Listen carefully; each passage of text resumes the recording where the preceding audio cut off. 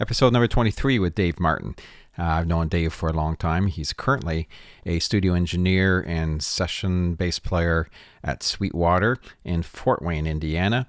And I was down there just a few days ago and did a couple great podcasts and had a great chance to sit down and chat with Dave about his life, touring all over the world. And he also had a very successful studio in Nashville, Tennessee for a long time with a very impressive array of outboard gear and classic vintage microphones. But he's very knowledgeable. I like his outlook on life and the music industry. And I hope you enjoy this episode. It goes like this.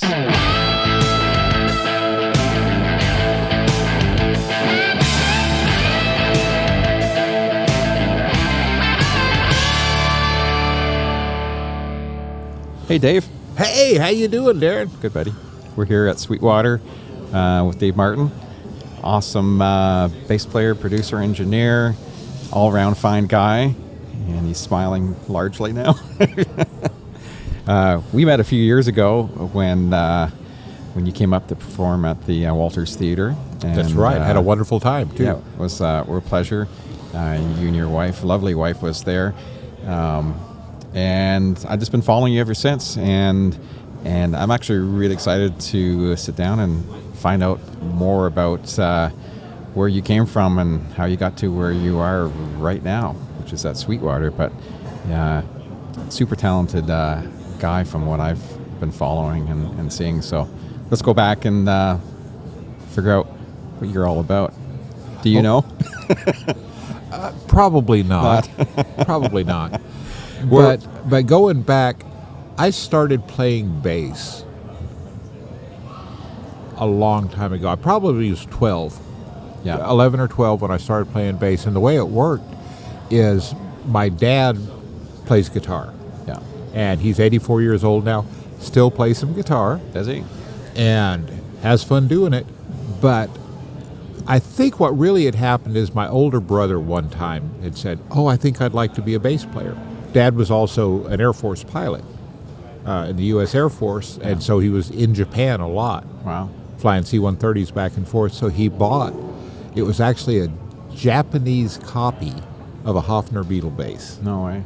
And he brought it home. I think it's made out of balsa wood. Yeah. You know, it wasn't much of a bass, but my brother tried it for about a week and decided it wasn't for him. So it was sitting around and I started playing it. Yeah. And so Dad, kind of realized I wanted to do that, and he showed me some stuff, and I went on. And so by the time I was 12 or 13, I was playing in local bands like we did back then. Yeah. And in the 8th grade... So would it be in Texas? This would be in Abilene, Texas. Yeah. So when I was in the 8th grade, I was in the marching band playing a sousaphone. Yes, Yeah. so I am a sousaphone player, much to the shame of my family. and then in the orchestra, I joined then. But in the 8th grade, the student band director, so, there's a guy who's worked there, and then it's basically like interns. Yeah. Guys in their last year of college, and they'll make them student teachers. So he was the student band director. His name was Jeff Wofford, I think. And Jeff was ex-Air Force, so he was older, in his mid to late 20s. So I met him, and he found out that I played electric bass and hired me to play in his country band. Cool. So I'm like, 13 years old? Yeah. At that point, and playing in American Legion or whatever it was, but it was, I did that first gig, and this is probably 1970 or 71. Yeah. And they paid me $50. Wow. And it's like, dude, this rocks. And so that's what started that. And so I played with him, and we had our rock bands around town, all the stuff you do. Yeah. And so after high school, started college, and then I got a call to go play with some guys on the road. Yeah. And I did my math and realized that in the 1970s in Texas, what a school teacher made was about $12,000 a year. Wow. It was a long time ago. It was before your time. Not really. And this guy offered me a gig in a bar band that paid $250 a week. And I did the math and went, okay, so I could go to school for 5 years, become a teacher and make $12,000 a year, or I could quit college and go on the road and make $12,000 a year, Yeah. and I could drink at work. Yeah. So that you know how it goes. And sleep in. Yeah, and sleep in, and somebody else comes and makes your bed up. You know, Yeah. you stay in a hotel, you have maid service. Yeah.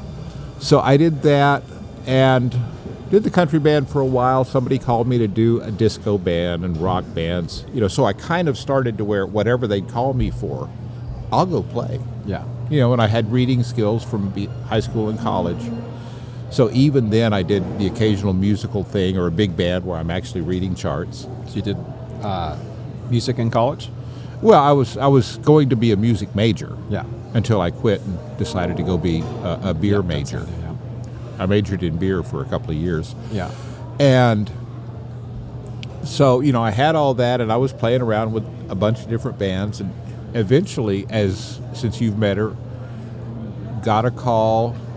I guess I knew her in town, but I got a call to go to a session in Abilene, which I had also been doing. Yeah. You know, a little local studio, and I'd been doing that for a couple of years. And the guy called me and asked me to come do a demo for the singer named Carolyn. And so we did, and basically Carolyn and Martin and I have been together that long. So that's over 40 years at this point. Wow. So you just kind of love at first sight? Oh, yeah. Either that or she hired me and hadn't fired me yet. One of the two. And so anyway, we were on the road. We were doing like top 40 stuff when there was still the tail end of the hotel circuit. Yeah. You know, where you literally you'd leave town and you'd be out for 8 months playing 2 weeks to 4 weeks at a time in different hotels across the country. Yeah. So we got to travel a lot, and that, in many ways, that was the ideal job for us because we're tourists. Yeah. You know, it's like sure, we play 4 hours a night, 6 nights a week, but that gives us all day to go see stuff. Yeah. And, you know, basically every town has really cool stuff to see. You know, I mean, like when we were up at your theater, you know, Carolyn and I were out all the time. You know, we'd go over to Stratford or we'd go to Maryhill or, you know, just the little towns. And they're cute as can be and lots of cool stuff to see. What's amazing, you know, we've both been on the road a lot. How many guys will just sit and sleep the day away? I'm one of those guys, too, where I'll get up in the morning and get the vehicle wherever we are and say, who wants to go and check this place out? And 90% of the time, I was, you know, me and possibly one other person. Sure. But everyone else just wanted to, I'm just going to sleep in. And We miss out. Yeah, we're not those people. No. And as a matter of fact, last weekend we talked about this. I got a call to go down and I was actually subbing for a bass player that works here at Sweetwater who's got some health issues. So I just went to do the gig, but we were in El Paso, Texas. Yeah. And so number one, I'm going to go eat at my favorite Mexican place in El Paso. Yeah. And a couple of the guys from the band came, and a couple, you know, got burgers and went to the room. And then when we got back to the hotel, I looked, it's like, okay, it's a long time between sound check and the gig, so I just went for a walk. And, you know, walking through El Paso, I found an outlet store with some of the most stunning Lucchese boots ever that I didn't buy. You know, my favorite pair of boots was $2,000. And I went, yeah, Carolyn would really be a little annoyed by that. Yeah. But, you know, it's just literally, we always want to go see what's going on. Yeah, makes sense. And so that's really why I like to travel now. Finding the good food and seeing the cool places to see. Yeah. So In that order.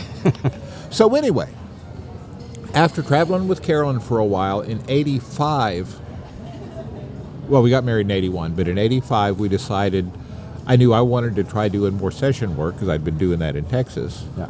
And Carolyn is a singer, so she needs to be where the best singers in the world are. So we moved to Nashville then. And it was great fun. You know, when we were first there, you don't have anything, but your bills aren't high. Yeah. You know, so you could go see stuff. And we got to where we met people and got more work, you know, and we're still traveling when we were in there. And I started doing sessions, and so about 7 or 8 years later, through a strange twist of fate, I bought some recording gear. You know, you may remember them, it was like 2 DA88s. Oh, yeah. And a Mackie 1604 mixer. Yeah, I know exactly what it is. Yep. And so I actually bought those to do a couple of projects. One of them is a couple of bizarre bass-related bluegrass projects, and then do one for Carolyn. I still haven't finished the bass-related projects. Things get put aside. Yeah. And I haven't gotten back to them. And that grew. I ended up getting some accounts, even though, that was all I had. I got some session accounts and ended up growing a gigantic basement studio. So, did you have a whole lot of actual, obviously you were a session player, but did you have a lot of engineering time at that point? No. Or, no. You were just something you were interested in, decided to start buying some stuff and... Right, because, I knew how to punch a button. Yeah. But when I had the first studio I worked at, which was in Abilene. Yeah. The guy who owned it was nice enough that when he went out of town, he just gave me a key. Yeah. And that was the days he had a 1-inch 8-track MCI, and I got to go play with it. So I did that and really didn't engineer it until I bought stuff. Yeah. 15, 20 years later. And just learned, this was the very early days of the internet. Yeah. We're talking about 93, 94. Yeah. The World Wide Web didn't start till 93. People forget that. It's not that old. No. And so in that era, there were news groups. Usenet was what it was called. And there was a Usenet group called Rec Audio Pro. And it's text related. It's, like the most simplified old school forum you ever saw. That one, it was interesting because people who actually were real professionals in the audio business were there. So if I had questions, I lurk around and just read whatever anybody does. But if I had a question, this place was great back in that era. Here's an example.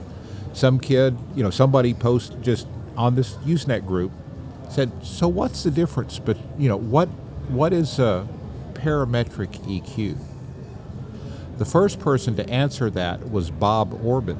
Wow. And the Orban parametric was like the industry standard for working guys. Yeah. The second person to answer was George Massenberg, who designed the silly thing. So there were people like that I could ask questions of. Yeah. And because I was doing sessions, I was with engineers every day. So if something got wacky, I could always call someone and go, man, how do I do this? Yeah. And it would help. So for me, the path to becoming an engineer could not have happened had it not been for, those early people, and then especially the Nashville engineers who, they're not hiding anything. Yeah. And even today, there's a marvelous and very creative engineer and producer named Bill Vorndick. Bill did a bunch of the early Allison records. Okay, yeah. He did a bunch of the early Rhonda Vincent records. And he's still doing great stuff. And I talked to Bill last week, and if I have a question about, and it regards recording acoustic instruments, yeah, Bill knows more than anybody. Yeah. And his records sound great. You remember all those, you mentioned Jerry Douglas as we were talking. Yeah. Do you remember the MCA Master Series records? Yeah. Which were the series, they were like instrumental bluegrass records that MCA did. Bill was the engineer and producer. Oh, wow. So, if I need to know how to record a dobro, the first time I had one, I called Bill and went, so how do I do that? And he's happy to tell me. Yeah. Because really, there's no secrets in this business. And the guys who try to act like it's a science. No, it's not a science.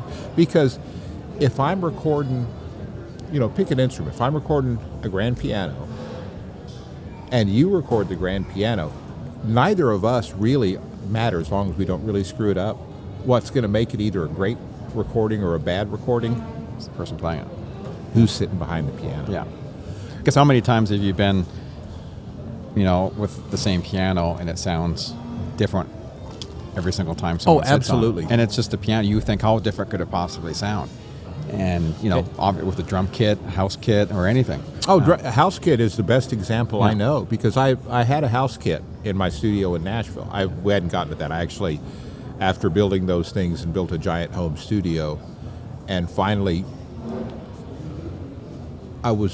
we were so busy with the accounts that we had that, if you have live drums in a basement, they're going to get all in the rest of the house. Yeah. It's kind of the rules. And so, I was working so much, and live microphones. I think we had singers generally were in the bedroom and, or in the laundry room.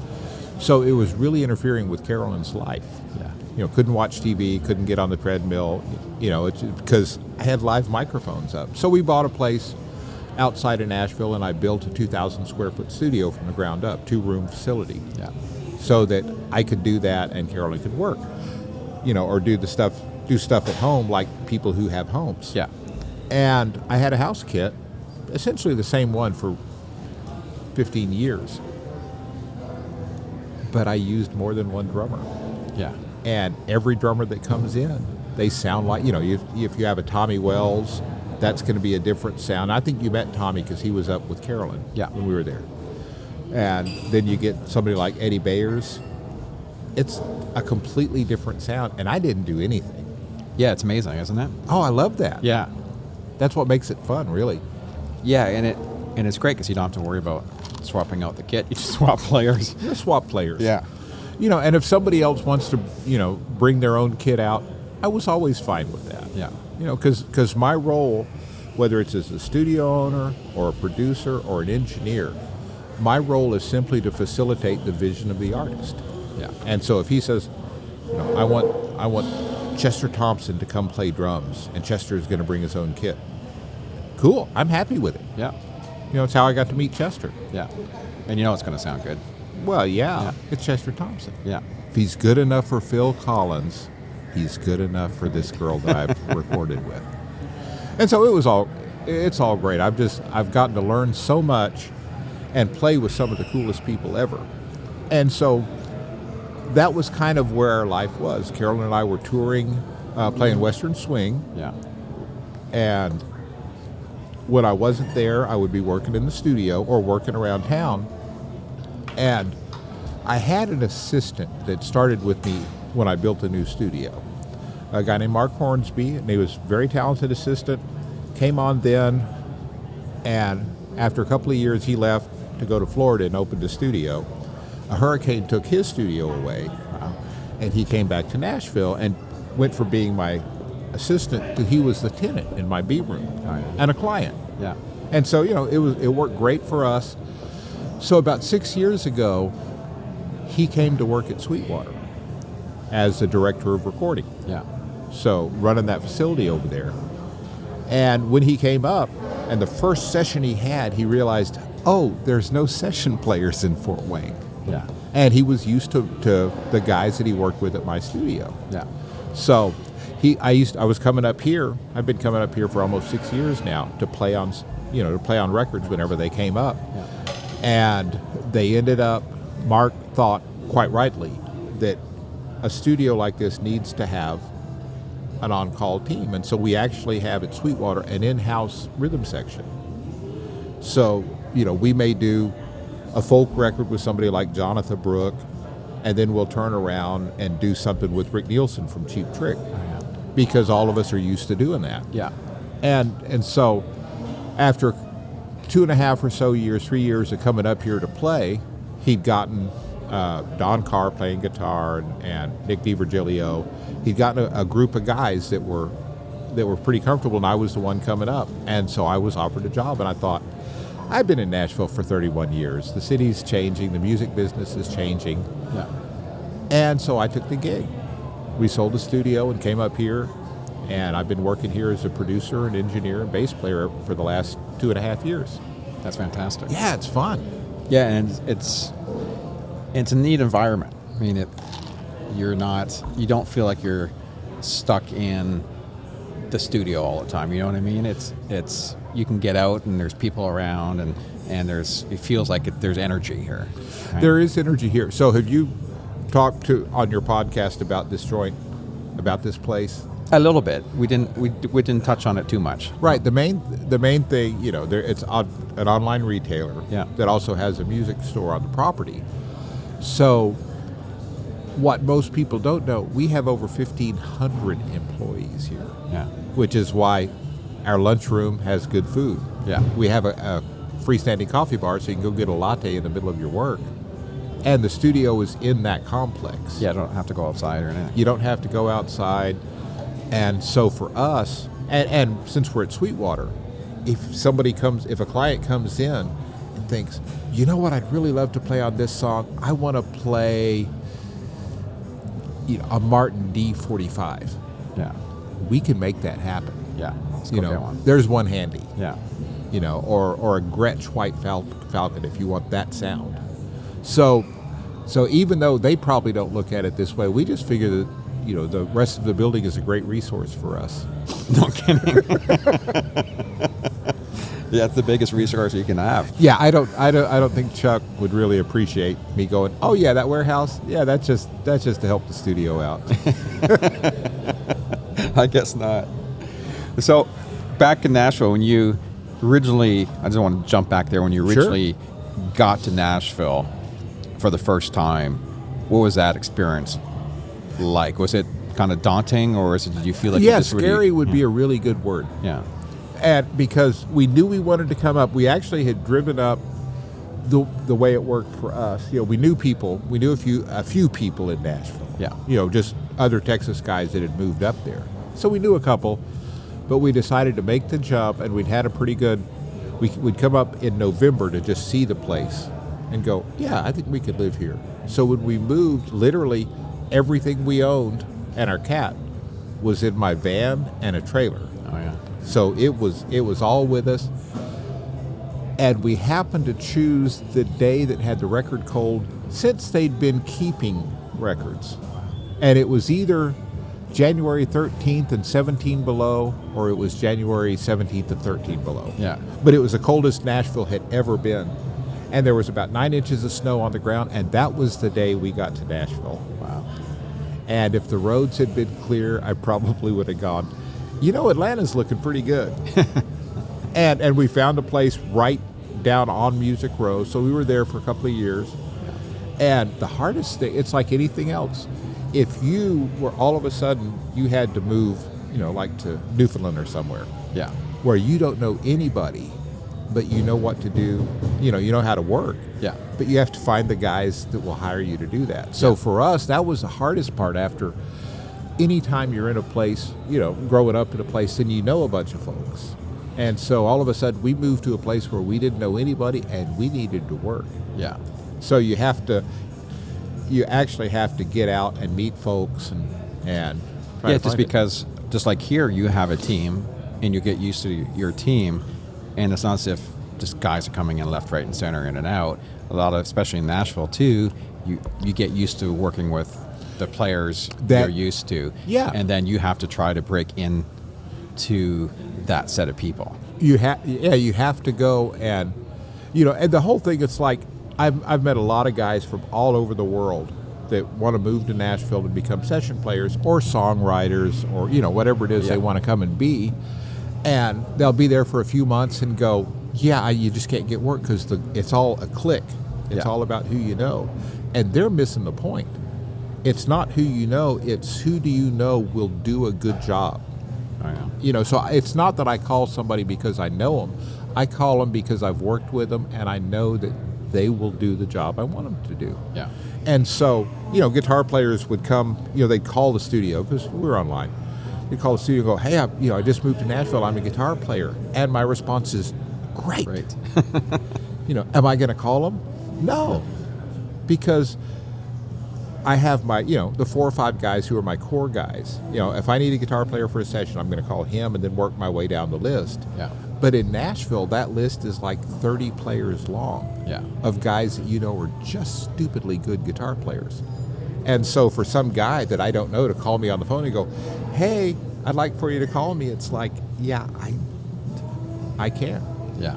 And so it's not a clique. It's more like, for you, when you're wearing your producer hat and some artist, is coming in to do a record, if the record is not good, it's your fault. Yeah. And so what you do is you call the guys that will make the record good. Yeah. So I fought that whole, it's not fighting the clique, it's just getting to know people. And we played a lot, and we were fortunate that we weren't stuck in Nashville. We'd be there and then we'd go out on the road for 2 weeks or a month, so we'd have money when we came back. Exactly. So it was just, you meet people, make friends. Yeah. And we did that for 31 years. That's I think you have to have the personality for that too, right? There's part of, you can meet people, but you have to have the right skills to be able to talk to someone correctly that they want to even have be around you. Yeah. Yes. Yeah. I mean, that's people skills are so important as a musician. From getting the gig or staying in the gig, and after you leave, you want people to say, I love that guy or girl, or it's a lot of fun to be around. It brings joy to the session, but still really delivers all those things. Oh, sure. Yeah. And there's a lot to it that you don't think about. I mean, for me as a freelance bass player, so if somebody calls me, this is a better example of that. If someone calls me and says, I need a bass player, are you available to work such and such? If I'm not, I'm going to help them find somebody. Yeah. Just because they still need a bass player, just because I can't do it, they still need a bass player. Yeah. Or if I'm doing a gig and I have to sub it out, then I'm going to find the bass player for it. But you can't just go, okay, he's a nice guy, or he's a good player, or he knows his style of music. For me, whether it's my gig or somebody else, I'm going to find somebody that does all those things and isn't going to try to take the gig. Oh, yeah. And so my thing, gosh, I've been doing this for 30 years. If I'm subbing in on a band, somebody called me for it, and I've gotten more work over the last 30 years from bass players than I have from any other people. Wow. Because it's guys calling me to sub. Yeah. And so I'll go play the gig, and if I screw it up, it reflects on them. So I have to do good. But every time it's like, that was, you just tell the artist, whoever you're working for, that was great fun. If so-and-so can't make another one, I'd be happy to fill in for him again. Yeah. It's never asking for the gig. Yeah. Just saying that I enjoyed it, and I'd be happy to help out if I can. Yeah. That's a smart way to look at it. Yeah, and it's fair. So, because I don't want to take anybody's job. Even with the thing I did in El Paso this weekend, I was helping out a friend. Yeah. And so I'm not going to go take that job because it's his job or somebody's job that has time to give it the full thing. So it lets me play with some interesting people. Yeah, and you would keep busier that way because people trust that you'll do the job and not be the guy. And not try to snake it out from them. Yeah. Yeah. And I think that's a big issue with musicians because a lot of musicians are very insecure. They are, and in small towns especially, they don't get the fact that none of us are in competition. Yeah. I am not competing with any other bass player in Fort Wayne. When I was in Nashville, I wasn't competing with any other bass player in Nashville. I knew all the guys that were working around doing the things that I was doing. Yeah. And I'm happy for them to be working. Yeah. In Fort Wayne, I'd like for there to be more gigs so everybody can be working. Yeah. Because I don't want anyone's gig. I just want to go play. Yeah. Yeah, it makes total sense. Going back to recording in your first setup, you had the DA88s and your Mackie console. My trusty Mackie 1604. I just pulled a Mackie out of one of my best friend's studio like 3 days ago. Man. And there was so much dust on it. But he's been using, and he produces, He produces really great stuff. Sure. And it sounds really, always. But most of the time, he has a nice set of outboard preamps, and he's just using it as a listen device. But I finally got him into a digital console, and I said, welcome to the 2000s. Yeah. Welcome to 2005, bud. But what was your kind of what was your next step in gear after that? Well, I started buying outboard gear very early. Yeah. And the reason, so I had the two D88s, and which I bought over the Mackies or the ADATs. Yeah. If you remember those. I had the ADATs. Then you know why I bought the D88s. And my friend Leonard, who is an engineer, producer, and musician, I was talking to him right when I was about to pull the trigger on that. And I said, Leonard, so we've got, I want to do this MDM thing. We've got D88s and we've got the ADATs, and he just said, get the D88s. I was lucky mine held up. I had one bad one that replaced, but I was lucky mine held up pretty good. Oh, he did it. He was simpler than that. Yeah. Because I went to his office And he had a Fairlight, if you remember those. That was his main working tool. And he said, you need to buy D88s, and here's why. And I said, all right. And he went into the office and pulled a VHS tape out and went, this is how big 20 minutes of 8 tracks is. And then he pulled out one of those little D88 tapes and said, this is 108 minutes of 8 tracks. Yeah. Think about the storage. Yeah. And I went, so D88s are a really good thing. And it happens the converters were a generation newer. The transport was pretty solid, and they locked faster. Yeah. And so it was a good call. I ended up, before I actually moved fully into Pro Tools, I ended up with 56 channels online of D88s. Yeah. And then another 2 or 3 machines. One of them I left with the guitar player so he could do overdubs at home and just bring the tape back over. Yeah. And then, so after I'd been for a couple of years, and I was, my main account in those days, that was the hot time for karaoke. We're talking about the late 90s. Yeah. And mid to late 90s. And so I stumbled into an account where I was doing sound-alike tracks for the karaoke market. Yeah. And it happens that we were doing them real drums. You know, we weren't programming stuff. It was all played. Yeah. So we were kind of the niche of the high-end karaoke stuff at that time. And so I was working literally 80 to 100 hours a week doing that stuff. And, Well, with the right players, you certainly could whip them off way faster instead of having to program all of them. Oh, yeah. Yeah. And so I thought I need to buy a console, and ended up with a Dutch console called a DNR. It's 48 input, and it suited my needs perfectly. Yeah. You know, with 40, I could keep 48 tracks always ready, and 56 or however many I needed up on the top. And I used that. Actually, I sold that when I sold my studio. Oh. So all of a sudden, in a basement in East Nashville, Yeah. I had a 9-foot-long console with 48 channels of D88s or 56, however it was. Yeah. But at the same time that I was doing that, I also was writing reviews and articles for Recording Magazine, Okay. Yeah. based out of Boulder. Yep. And so I would review gear for them. And basically, if I liked what I reviewed, I'd buy it. Yeah. So by the time I sold the studio, I think I was up to about 60 channels of outboard pre's, Wow. 48 channels of outboard compressors, Jeez.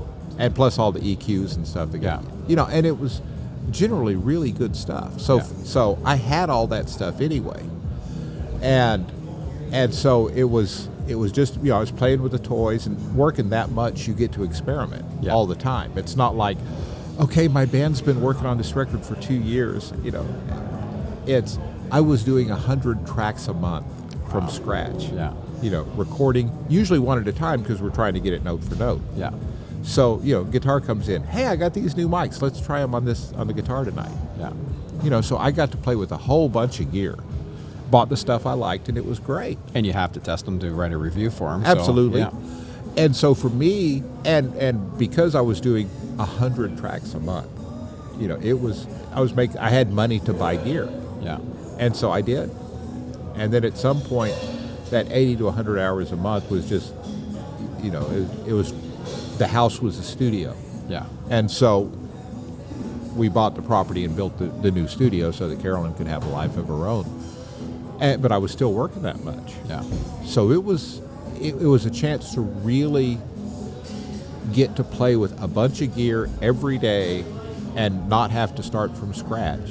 You know, so it was great. Yeah. It was great. I think that was the best learning tool I could have had, that and being able to call guys and go, so when you recorded this record, how did you get that sound? Yeah. You know, because, again, Nashville, so I knew them. You know, if you're listening to an old Metallica record and going, I don't know how they got that sound, you just call them. And it worked great.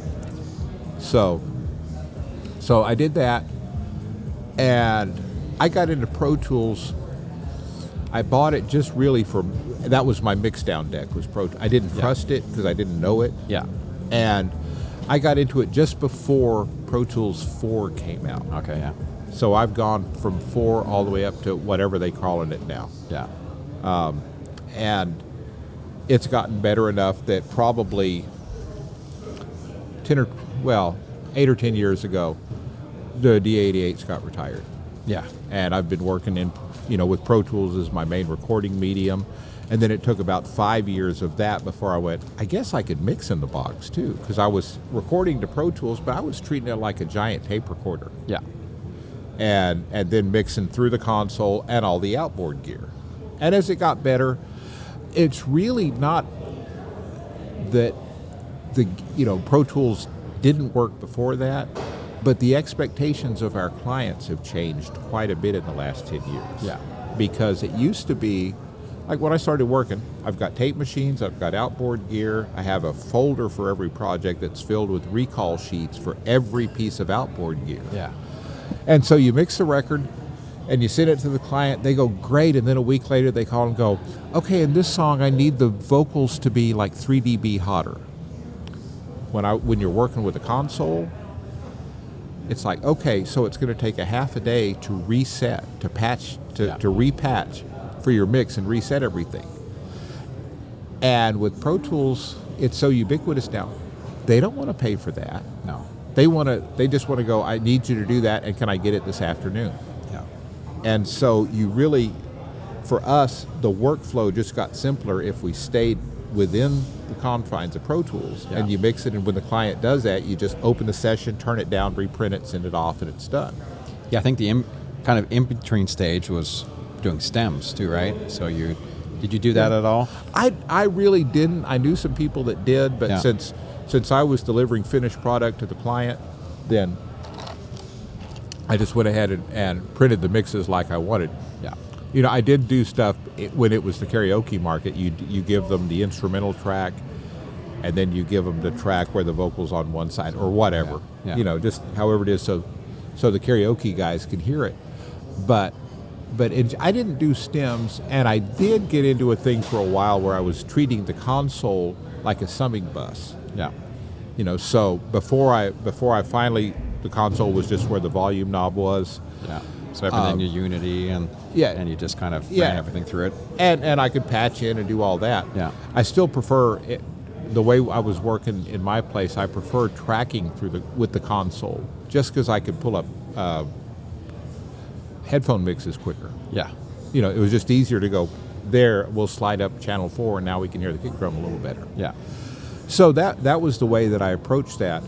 But with stems, or summing buses, it's the same thing as stems. All our drums are going to go into this 2 channels, and then we can process them with analog gear. Yeah.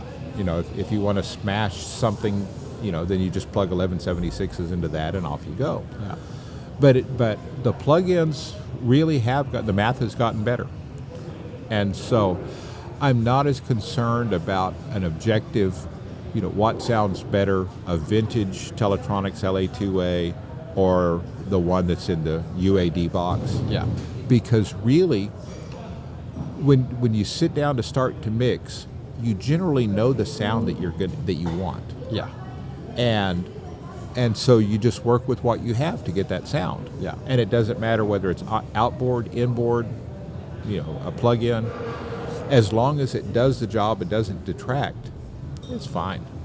Yeah, it's a good point, because you want to head to a certain direction, but you're not necessarily saying, well, this is exactly like this, but I want something to sound very similar to that, right? Yeah, it's just a tool. I think my buddy Lynn, who works here, Lynn Fuston is another Nashville engineer. Yeah. Who, one of the things, he was really active in the contemporary Christian music community, but just as important, he was one of about 4 or 5 guys in Nashville that if you were going to do a 70-piece orchestra, Lynn probably needed to be the engineer. Oh yeah. Because he was competent and comfortable working with a 70-piece orchestra and the budgets that implies. Yeah.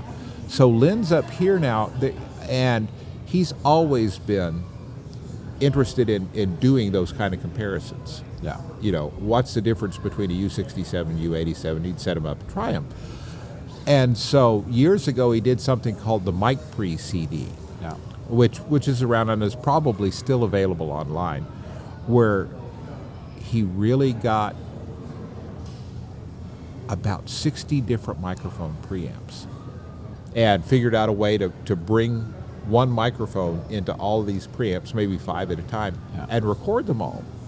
So you can listen. You go, okay, what does a John Hardy preamp sound like? What does a Daking preamp sound like? What does a Neve preamp sound like? And you could pull up this basically the same performance on all of those pre's and decide which one you like better. And so that was so he's that kind of guy. And we just did, since you mentioned it, he just did a Pultec shootout here. Oh, yeah. You know, with all of the various Pultec clones that are out. Yeah. And as well as a real Pultec. Yeah. And I think that's online somewhere, you know, at Sweetwater. Out, yeah. So you can download the tracks and go, okay, so this is what it sounds like. Yeah.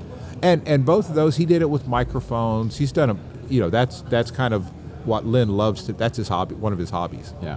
Is doing that kind of really objective A/B comparisons, and it's great because, you know, like with the Mic Pre CD, if you don't hear the difference between that channel of a Mackie preamp and a $3,000 Rupert Neve preamp, then you don't need to spend the money on the Rupert Neve. That's right. You know, it's as simple as that. That's true.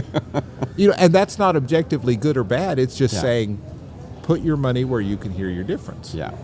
And so the CDs that he's put out over the years have helped a lot of people to spend a lot of money, and probably helped a lot of people to save a lot of money. Yeah.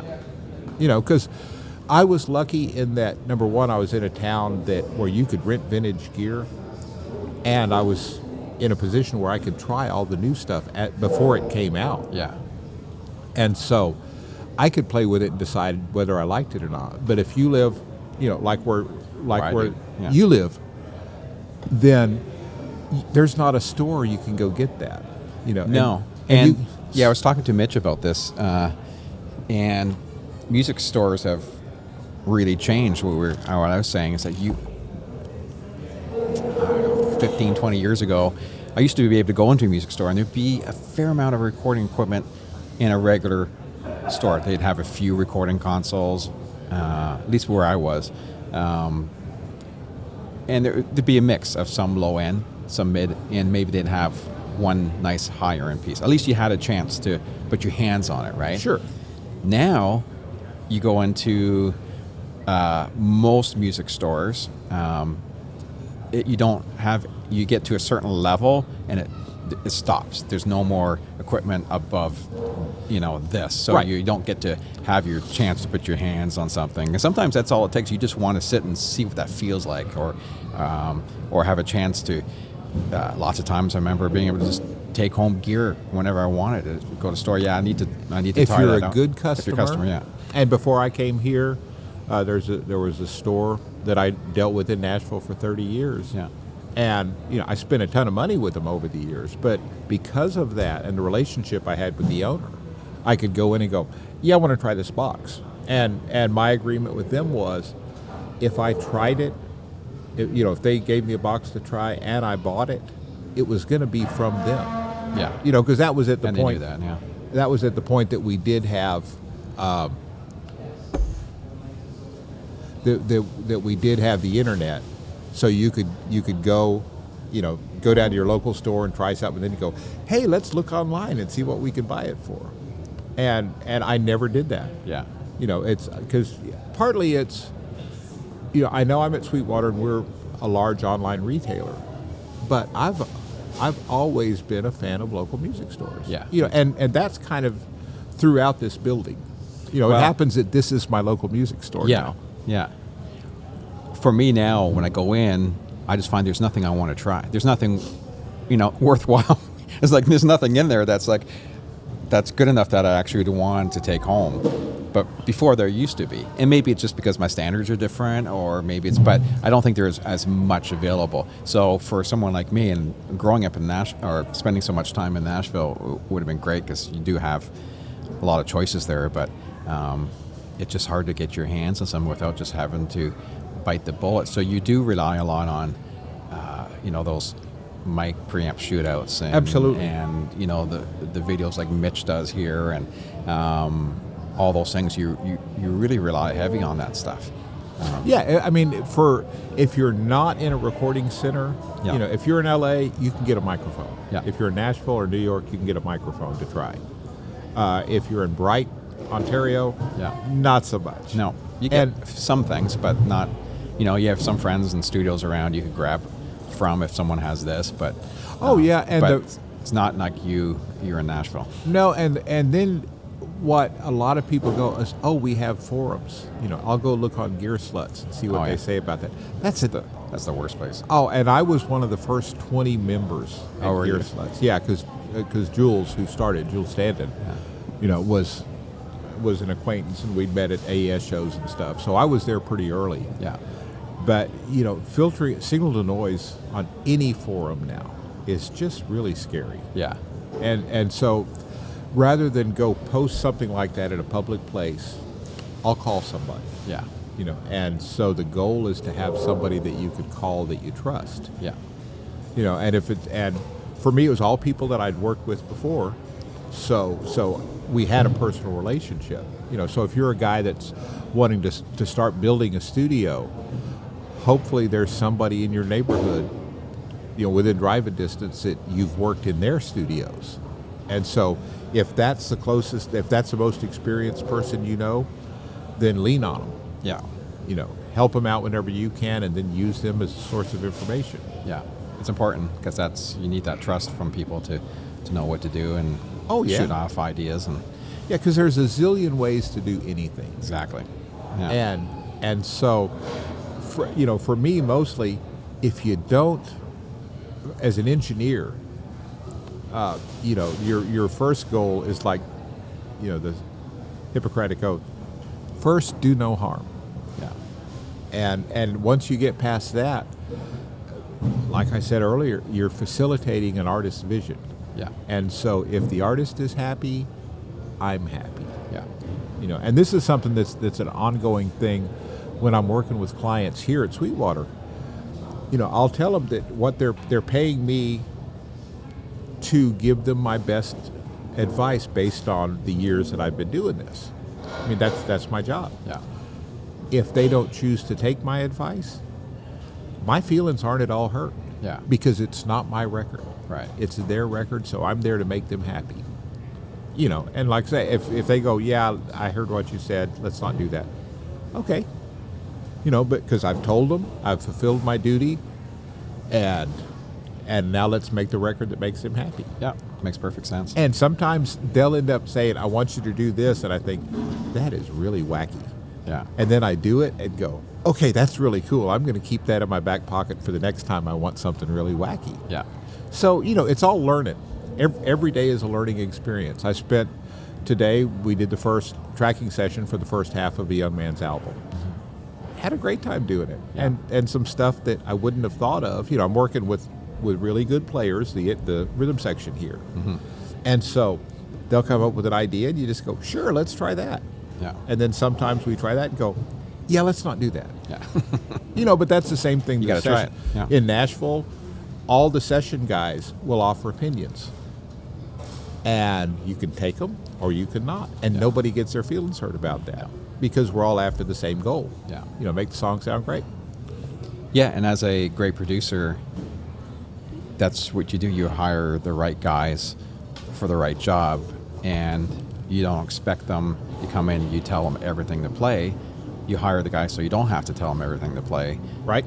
But you can also steer them if it's not exactly what you're thinking of. Sure. Yeah.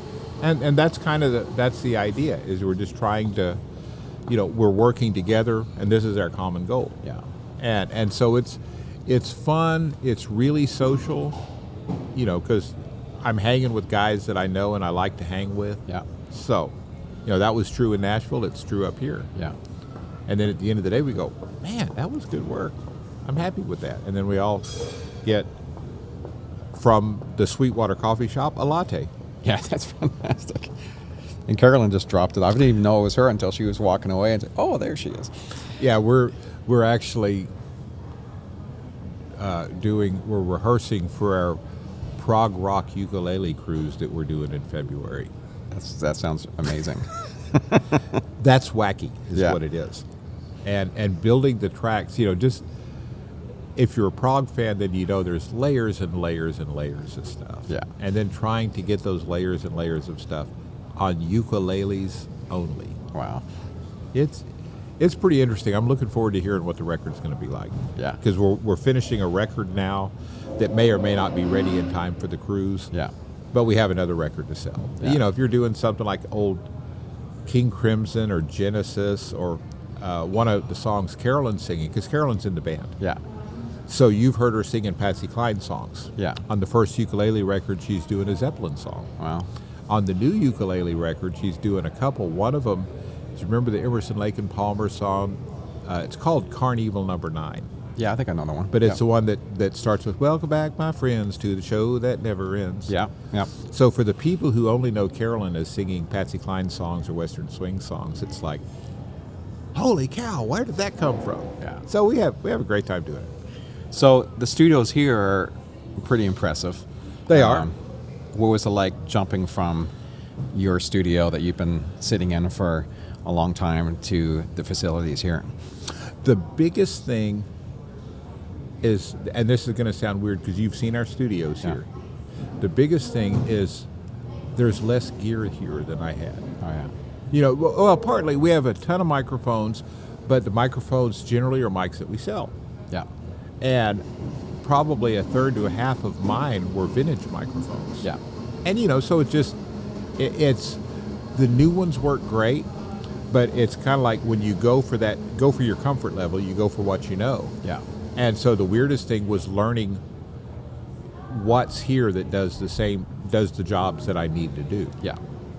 You know, and some of the stuff, like if you're pulling out a 70-year-old RCA ribbon mic, it's kind of like, it's really hard to get all the way there. Yeah. But, you know, we have stuff. Yeah.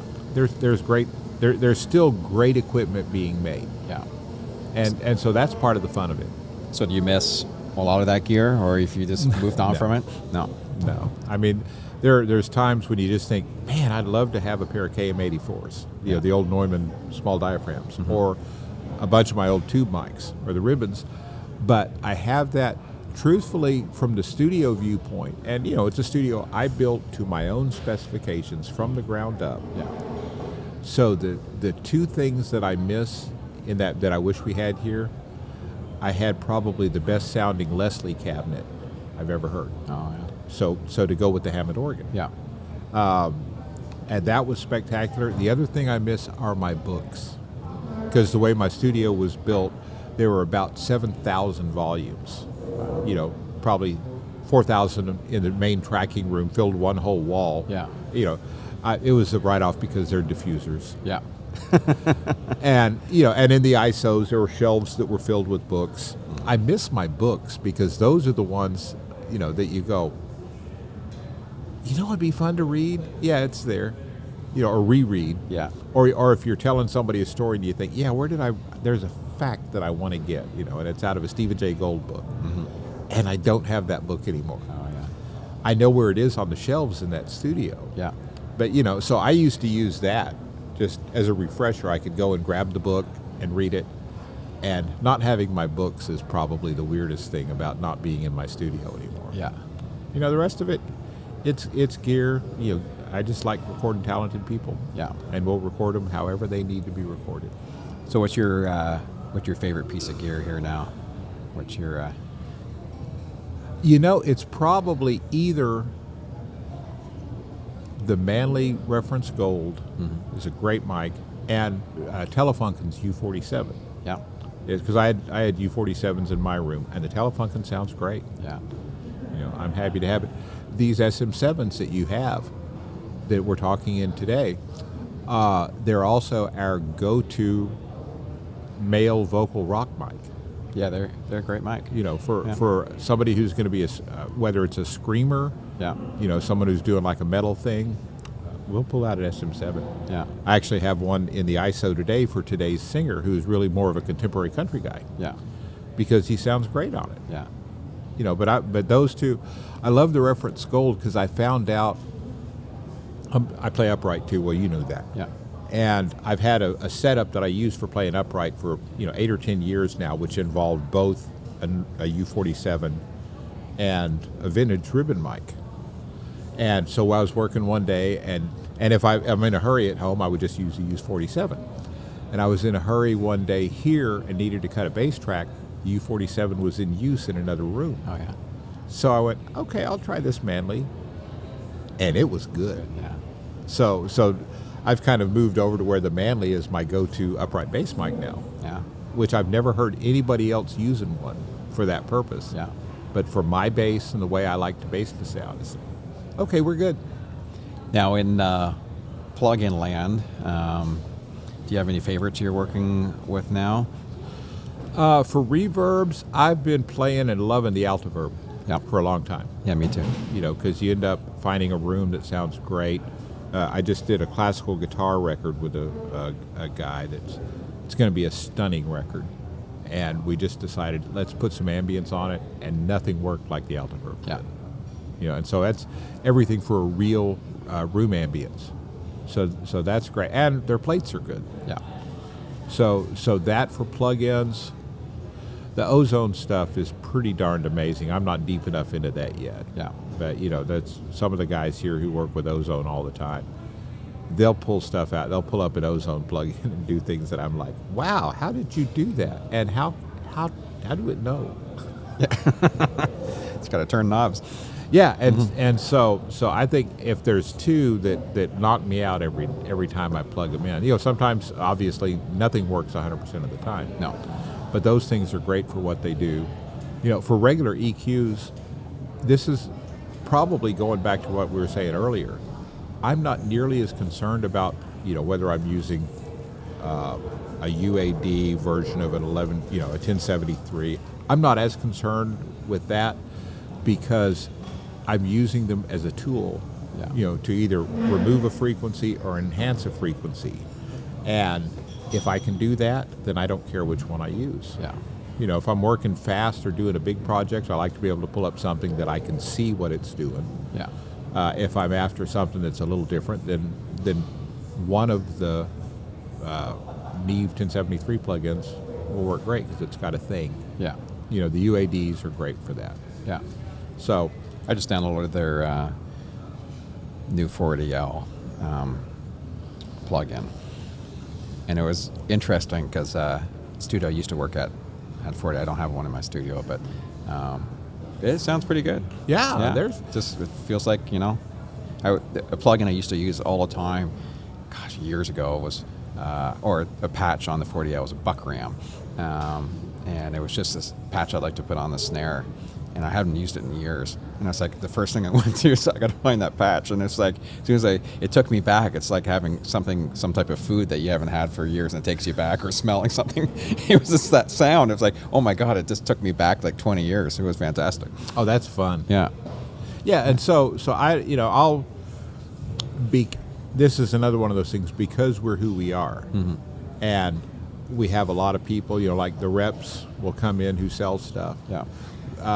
And so the studios, because they're part of Sweetwater, are also part of the sales apparatus. Yeah. In that, if somebody wants to come in and look at the SSL, AWS, to buy one, well, where can they try one out? We've got one in Studio B. Yeah. And so we have an insane number of plugins on all our Pro Tools rigs. Yeah, I bet. I mean, just stupid amounts. Yeah.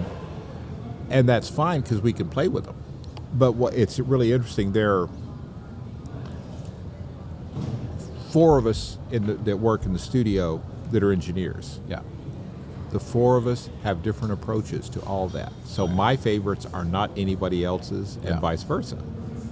So you find yourself, if you get called and said, you need to go in and tweak so-and-so's mix, because he's out of town or unavailable when the client wants it, then I'll go in and open their session and go, oh, really? They're using that? Oh, let's see what that does. Yeah. So that's when I see new plugins mostly, is if I'm looking at something that one of the other guys is doing. Yeah. And you just play with it and go, yeah, this is nice. I like that. Yeah, and the cool thing is, with all that stuff, it doesn't mean one is better than the other at all. It's just your approach of getting to where you want to get to at the end. Well, yeah, and there are, you go for the general idea. Yeah. And then if that one doesn't get there, then you open another one and see if that'll get you all the way. Yeah. And so No, I did. You get into that habit. This is going back to the days when I was working 100 hours a week. Yeah. And you set your own limitations, because limitations are where you improve as an engineer. Yeah. So I did a project one time where here was my limitation. I said, I'm going to do this record, and I don't want to EQ anything in the mix. So if you cut that tool out, that means you've got to do it another way, Yeah. which is through microphone choice. Yeah. And or you may go, I'm going to do this record. A friend of mine told me about he did a whole record, and it was an established country artist. And he walked in one day and went, man, I used to work with SM57s all the time. So he did the whole record, everything except the lead vocals, with a Shure SM57. Wow. And the drummers were like, really? You're setting these up? And then they go, yeah, it sounds great. Yeah.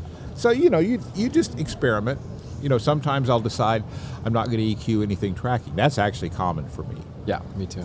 Find the sound you want, print it.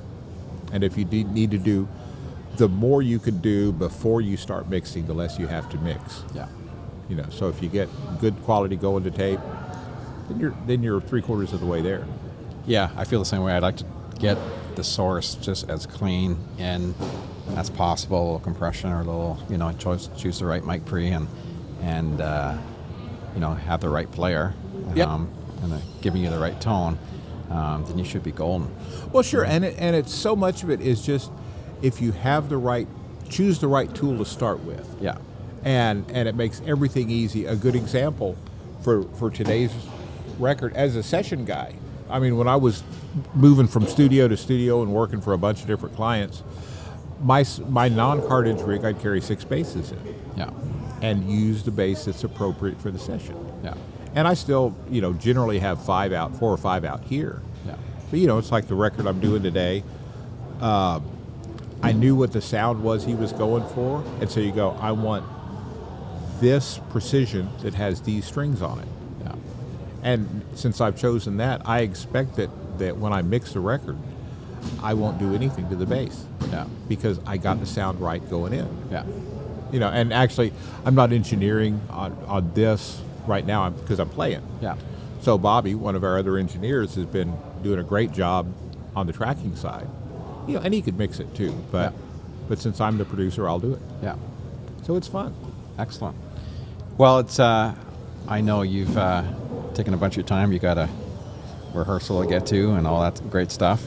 I appreciate you taking some time and talking shop and finding a bit more about you. And it's I like it here. The first time I came in earlier in this past summer, and you gave me the full tour, and it's like, yeah, this is a really kind of cool environment they have going on here, and it must be a real fun place to come in to work, even though it's, sometimes it's nice to be on your own and have your own little spot and you do what you want. But then if the environment's neat and it gives you energy, because I think you can get stuck in your basement of your house or in a room somewhere that's your own, and you just kind of, I find I constantly have to change my layout or keep every once in a while just making things a little different to make the energy feel better, so you don't feel like I'm stuck in the same spot every single time. I see. I understand.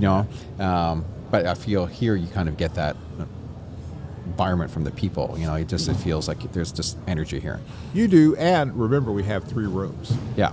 So if I'm sitting in, like today, sitting in A, which is the big room, where we track, where I can go into a smaller room or an even smaller room. So it's not like you walk in and go, oh yeah, that's that chair I've sat in every day for 8 years. Yeah. You go sit over here, yeah, right? Or you go sit somewhere else. But for me, it was, I had honestly, from the time that 12-year-old me who did my first American Legion gig, I've essentially been self-employed for almost 50 years. So I've never been an employee. But if you're working for an artist, you're still self-employed because they can fire you at any time, and often will. Yeah. So for me, it was like, wow, I've never had a job with benefits before. Yeah. And having other engineers on staff to bounce ideas off of, or when you work in your basement, if you've got a hard deadline, you might not sleep very much for a few days. Yeah. And here, if I were to catch the flu, and have to go home and lay down for a couple of days, there's other engineers here that will help out. Yeah, step in. And so to me, that's great. Yeah. I mean, it's interesting going from being self-employed to being part of a team. Yeah. And so that's kind of what makes this a cool place. Yeah. That's excellent. Well, once again, appreciate it, and maybe sometime in the future we'll sit down again and talk more gear and more stuff. And absolutely, and, one of these days we need to come up and visit y'all up in beautiful Ontario. Yeah, you do that. We'll do it. Not there. This time of year. No, it's summertime. Yeah, I'd like to catch that 2 weeks that y'all have summer up there in Canada. That's a week and a half. All right, thanks again, Dave. Appreciate it. Absolutely. Thanks so much for having me. Thanks.